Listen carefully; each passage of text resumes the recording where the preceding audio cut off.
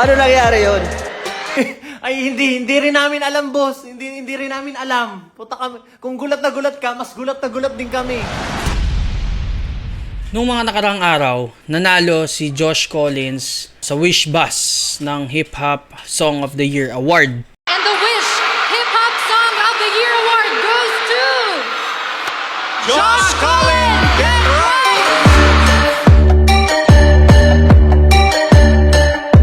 Paano nangyari yun?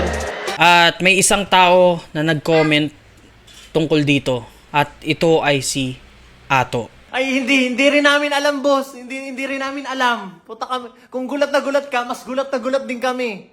Hip Hop Song of the Year, boss. Sa mga hindi nakakilala kay Ato, si Ato ay isang influencer na ang content niya ay nagko-comment siya tungkol sa mga kaganapan viral dito sa Pilipinas, sa Facebook at sa YouTube. At etong mga nakaraang araw, nung nanalo si Josh Collins ng Hip Hop of the Year or Hip Hop Song of the Year Award, nag-comment siya dito.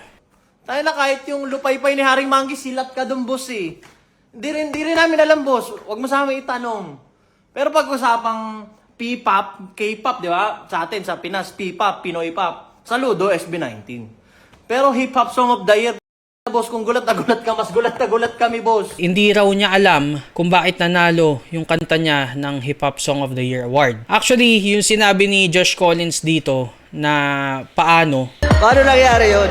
hindi alam ni Josh Collins kung paano nasama sa nomination yung kanta niya dahil hindi naman niya sinama yun dahil yung mga tao ang nag-nominate nun. So, iba yung pagdating kay Ato. Knowing na may Heb Abi, may Red Boys, may O-Side, tas Hip Hop Song of the Year, boss, yung kanta mo, hindi rin namin alam, boss. Ang tingin ni Ato dito, siguro hindi hip hop song yung kanta ni Josh Collins na Get Right. Kasi kung titignan nyo, kung i-analyze nyo yung kanta, Back like a hit my account, no doubt. You know what I'm about, and when you know that I'm the count, who's the hottest out? yung kantang yon kung i-analyze nyo maigi, nagra-rap siya. Actually, pang international nga yung style kaya nga ang ganda eh. Siguro, yan din yung dahilan kung bakit na-nominate yung kanta niya sa Wish. Kala siguro rin kasi ni Ato na porket member ka ng SB19, P-pop ka na all the way. Pero pag-usapang P-pop, K-pop, di ba? Sa atin, sa Pinas, P-pop, Pinoy pop. Saludo, SB19. So, hindi alam ni Ato na as individual artist, may kanya-kanya silang genre. Nagkataon na ang genre ni Josh Collins ay hip-hop. Kasi may mga kino-compare si Ato tulad ni Heb Abi raw ng O-Side Mafia. Hindi naman na porket nagaling ka sa isang P-pop group hindi ka na pwede maging hip-hop. Ang hip-hop music, ang hip-hop industry ay malawak. Malawak ang range nito. So, iba't ibang style or kahit sino pwedeng pumasok dito. Hindi dahil si Josh Collins ay hindi gang-gang. Pag sabi kasing hip-hopan, boss, gang-gang eh. Bali mo yung balik. Di ba, boss?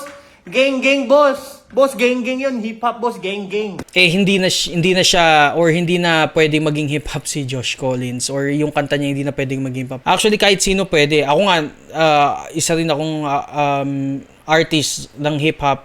Pero nakafocus ako sa gospel rap. So, kahit sino pwede maging hip-hop. Basta mahal mo yung kultura, mahal mo kung ano yung ginagawa mo, mahal mo ang pag-rap, mahal mo ang paggawa ng kahit sayaw pa yan. Sana next time, isipin muna ni Ato kung ano yung sasabihin niya bago niya i-upload to. Dahil hindi rin maganda na nahaluan ng toxicity itong mga gantong bagay na imbis na masaya lang dahil nagka-award at nagkaroon ng ambag si Josh Collins sa hip-hop, nahaluan ng mga gantong issue. Actually, hindi naman talaga dapat issue to. Dahil nagkakaroon din ng ambag si Josh Collins sa mundo ng hip-hop na dadala niya sa international level ang hip-hop ng Pinas. Yun lang siguro yung mga comment ko doon. Well, hindi masyado, actually late na tong comment ko. Pero sana yun, malinawan din. As I'm making this video mga peeps, naglabas na si Ato ng apology video niya. Hindi ko alam kung apology video to. Sabi niya dito is hindi raw niya intention na maka-offend, magkaroon ng kaaway sa community, kaso nangyari na. Hindi ko alam kung ang tawag niya dito is apology video, pero panoorin nyo na lang guys. Hindi natin inaasahang nangyari kahapon, though ang intention nga natin, kaya natin in-upload yung reels na yon, tsaka yung video na yon dito sa YouTube, is to gain engagement syempre. So ang dahilan niya dito is tripping lang daw dahil gusto niya magkaroon ng engagement dahil matagal daw siyang nawala. Tsaka parang heat check ba tawag doon? Parang proof of life. Kasi parang 2 buwan tayong hindi nag-upload sa Facebook. Alam ko, I understand na gusto mo ng engagement. However, bakit sa gantong paraan? Di ba? Pwede ka naman magkaroon ng engagement na i-congratulate mo na lang si Josh dahil dun sa award na yun. Hindi yung magkakaroon ka pa ng mga hate comments na parang minaliit mo yung tao eh. Hindi natin intention maka-offend ng community or maka-offend ng ibang tao. Unang-unang, intention natin, engagement, hindi maka-offend ng community or hindi makahanap ng kaaway or kadebate. Ayaw mo maka-offend pero ginawa mo pa rin, di ba? Hindi mo na nga ginawa, pinagmamalaki mo pa.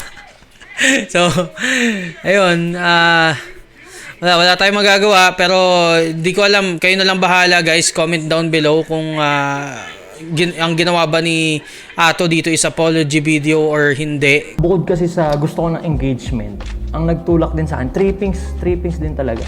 Kayo nang bahala, ayoko nang humusga. At yun, kita-kita lang tayo next time guys. Mga peeps, babush.